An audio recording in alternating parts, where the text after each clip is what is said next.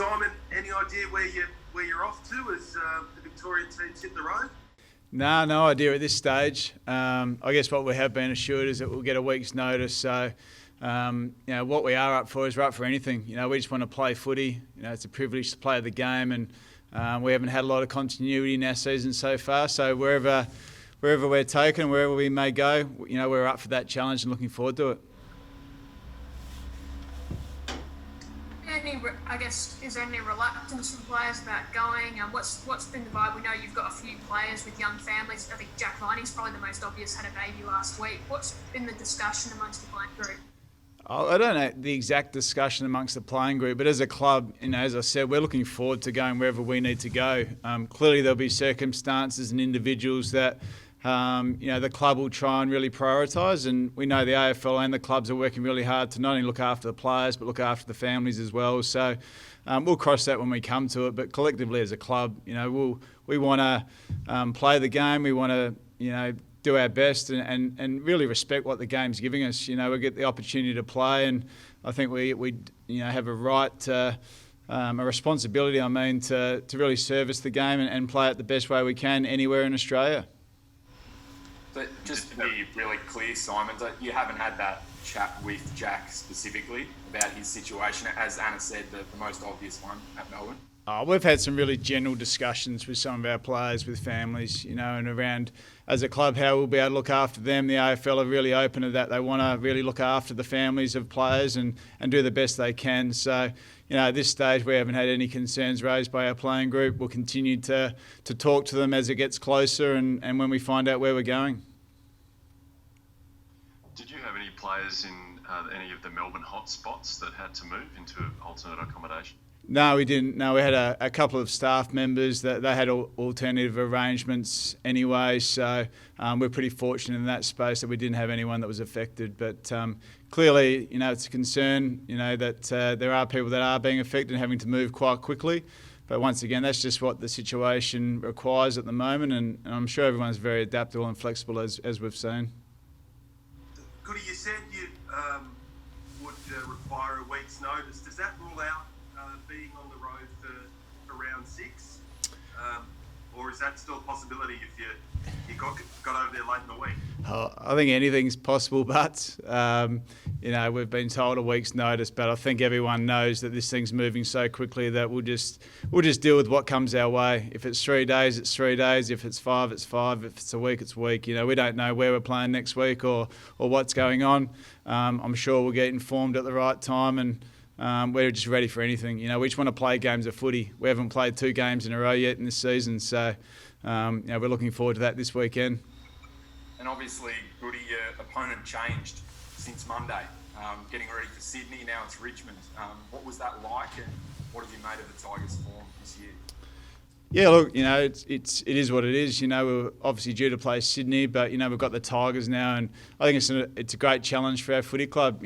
Clearly Richmond are a proud club. They will be looking to respond. They're getting closer and closer to their best footy, but so are we. We're starting to play some good footy ourselves, so I think it's going to set up for a great game on Sunday. What have you noticed this year about your side, Goody? Is it going back to last year? It was obviously a tough year. You've clearly been more competitive this year. Yep. What are sort of some of the final pieces of the puzzle that are going to get you back closer to that 2018 form that everyone always talks to you about? Without question, there's been a huge uplift in our performance around the footy again. You can really see the dynamic nature of our performance around contest areas, and we've built some great stability in the way we defend. If you look at our numbers across the board defensively, we're shaping up really well. So, I think it's pretty obvious for everyone to see. It's our avenue to goal and becoming more efficient inside forward 50. We had our opportunities on the weekend. The method's looking better and better. We just need to really execute and work on the fundamentals that are going to start to hit the scoreboard. But that's clearly the number one thing now as a club that we need to get right. But as I said, the method's improving. It's just really just taking our opportunities now to hit the scoreboard. Heading into 50, Simon, is it a matter of just taking the first option or the easier option rather than necessarily sort of going long at times? Yeah, I think if you're watching our games, we're not going as long as what we have been previously. We've got a better balance to our method going inside 50. As I said, we had our opportunities. We dropped 6 marks inside 30 on the weekend that you'd normally take. So it is getting better. The method's looking sounder. It's just now translating it and sticking to the process. It is coming, and I'm looking forward to when it starts going a bit better. How's the small forward line side of things? Simon obviously went a little bit smaller, didn't play the second genuine tall. Does that change this week, if you're willing to share that with us? Generally, how did you think that went? Yeah, it's something we're continuing to assess. There's no question about our forward half. We played a medium-sized forward line that was quite quick and speedy. We got our first look at it. I didn't mind the look of it. As I said, I thought we got some really good looks and something that we'll probably continue to persevere with. And I think that's the one thing about our team is that we need to build continuity. To help build that cohesion the way we played. We haven't had the availability we've had in recent times, even from round one, from a big break into round two.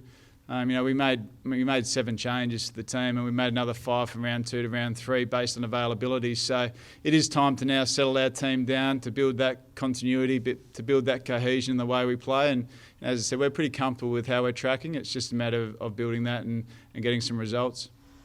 Simon, what does that mean for the likes of Neville Jetta, Nathan Jones and Harley Bennell this week? Yeah, well, clearly they're 2 very experienced players and 1 player that hasn't played a lot of footy. We're more than comfortable to bring those players back into the side. But in saying that, we want to get them into their best possible form. I thought Nev Jetta on the weekend, his second half was certainly starting to trend towards, a better version of Nev Jetta's footy.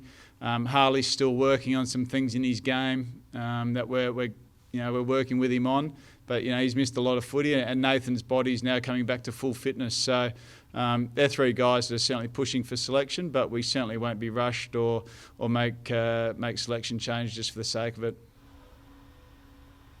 You haven't been afraid to make those big calls this year, Simon. Obviously with Nathan and Hibberd and Jetta last week. I mean, has there been a shift in that regard? Is that something you learned from last year? You need to make those calls earlier, or was it just case by case?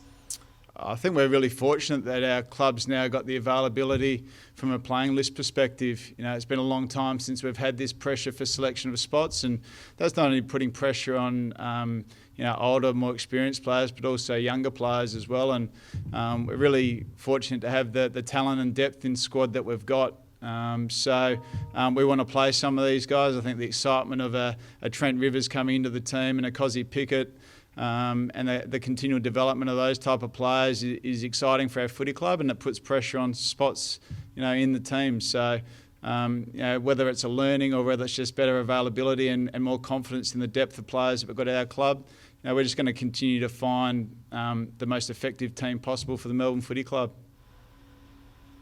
Simon, can you fill us in on a couple of those things that Harley needs to work on? Because from the outside, he looked really impressive in that first game back, and we all thought it, just continue to grow. Is there anything you can shed light on? From his role that he needs to play in, we've spoken to Harley that he's still building his ability to run at the right intensity for long enough. On the weekend, that was much improved, especially on the offensive side of the ball. We're continuing to work on him around his contest and his defensive elements of the game that's required within his role. But he's missed a lot of footy, so our expectation is he's not going to be perfect in all that space. He does bring something unique to our team, but we just need to make sure that he can fill that role to the best of his ability. In round 1 when he got selected, we didn't have a Cozzy Pickett available. Round 2 when he got selected, we didn't have Cozzy Pickett available, Mitch Hannon and Aaron Vandenberg. So he got a game in that role based on a needs perspective. We've been really clear that it's going to be a role for role type of selection process for us. So he got that game in round 2 based on availability of players within that role. Now he's got to work a little bit harder to get back into the team. Simon, can I just ask a bit of a different topic in regards to, obviously you're a club that had a couple of players suspended on the COVID protocols. We've seen another 2 players suspended yesterday at Collingwood. Do you think maybe the message isn't getting through, or we're seeing players blowing off steam, or just these protocols are just incredibly tough for the players in a long-term environment like this? Yeah, look, we're asking our players to sacrifice for the greater of the game for a long, long period of time. And, I think every club's working incredibly hard with their playing groups, and I think everyone's really clear of what those protocols look like. It doesn't mean it's going to be perfect, and there won't be mistakes that happen.